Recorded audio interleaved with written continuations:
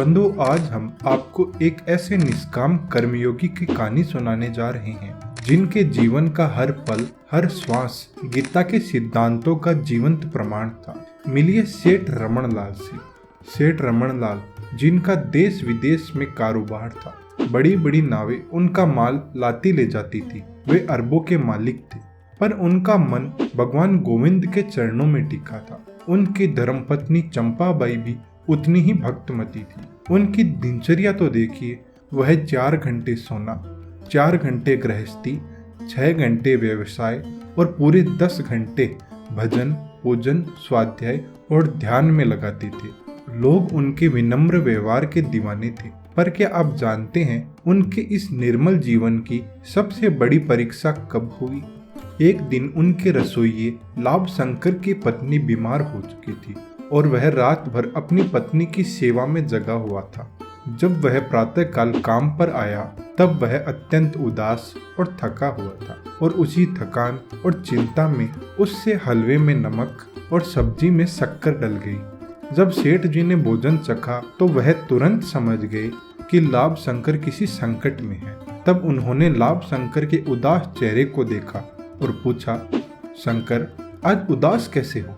जिस पर रसोइये ने कहा, सेठ जी, आज मेरी पत्नी बीमार है। तब उन्होंने कहा कि तुम अपने घर जाओ और अपनी पत्नी को संभालो, यह काम दूसरा व्यक्ति कर लेगा। जब लाभ शंकर चला गया तब सेठ जी ने अपनी पत्नी चंपाबाई से धीरे से कहा, बेचारे ने डर के मारे पत्नी को बीमार छोड़कर यह काम किया है। अगर यह खाना घर के लोग खाएंगे तो इसकी हंसी उड़ेगी और इसे भारी दुख होगा। इन्हें गौशाला में ले जाकर गायों को खिला दो और जल्दी से दूसरी रसोई बनवा लो, जिससे किसी को पता भी न चले कि भूल हुई थी। दोस्तों, यह छोटी सी बात थी, पर यह सेठ रमन लाल की विशेष हृदयता थी। कुछ दिनों बाद जब चंपाबाई ने यह बात लाभ शंकर को बताई तो वह रो पड़ा, क्षमा मांगने आया। पर सेठ जी का जवाब तो सुनिए। उन्होंने उसे प्यार से गले लगाया और कहा, शंकर, अगर तुम्हारी जगह हम होते तो शायद इतना भी न कर पाते। और हाँ, जब मैं खुद अनेकों भूल करता हूँ तो तुम्हारी एक विशेष परिस्थिति में हुई मामूली भूल पर चर्चा करके मैं एक नई भूल क्यों करता? और उन्होंने लाभ शंकर को प्रोत्साहित किया।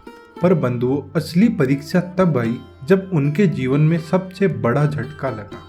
एक बार उनकी माल से भरी हुई कई नावें समुद्र में डूब गई, जिससे उन्हें लाखों का नुकसान हुआ। और जब यह बात सेठ जी को पता चली तब उन्होंने कहा, यह अवश्य ही कोई पाप का पैसा था, नहीं तो भगवान के मंगल विधान में नाव डूबने का प्रसंग ही क्यों आता? भगवान ने बड़ा मंगल किया जो यह पाप का पैसा घर में आने से पहले ही डूब गया। एक बार उनके अनाज के गोदाम में डाका डाला गया, जिससे उन्हें करोड़ों का नुकसान हुआ। और जब बंधु बांधवों ने यह बात घर पर आकर उन्हें बताई तब उनके चेहरे पर कोई उदासी नहीं देखकर वह सब चौंक गए। जिस पर बंधु बांधवों ने इसका कारण पूछा तब सेठ जी ने कहा, इसके 2 कारण हैं। पहला, भगवान ने मेरी परीक्षा की कि क्या मैं धन के लूटे जाने से दुखी होता हूँ या नहीं।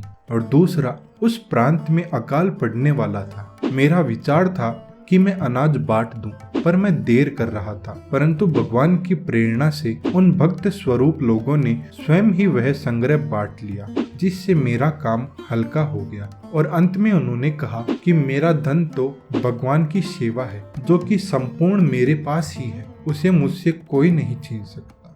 और इसके पश्चात 56 वर्ष की आयु में सेठ रमन लाल ने सारा कारोबार दोहित्र को सौंप दिया और स्वयं पत्नी चंपाबाई के साथ नर्मदा के तट पर जाकर त्यागपूर्ण साधु जीवन बिताने लगे और अखंड भजन में लीन हो गए। लगभग 70 वर्ष की आयु में पति पत्नी को भगवान श्री गोविंद ने दर्शन देकर कृतार्थ किया। और फिर लगभग 3 साल बाद दोनों पुण्य आत्मा एक ही दिन यह नश्वर शरीर छोड़कर नित्य भगवत धाम को सिधार गए। बंधुओं, सेठ रमन लाल का जीवन हमें सिखाता है कि जब विश्वास अटल हो तो लाखों का नुकसान भी भगवान का मंगल विधान लगता है।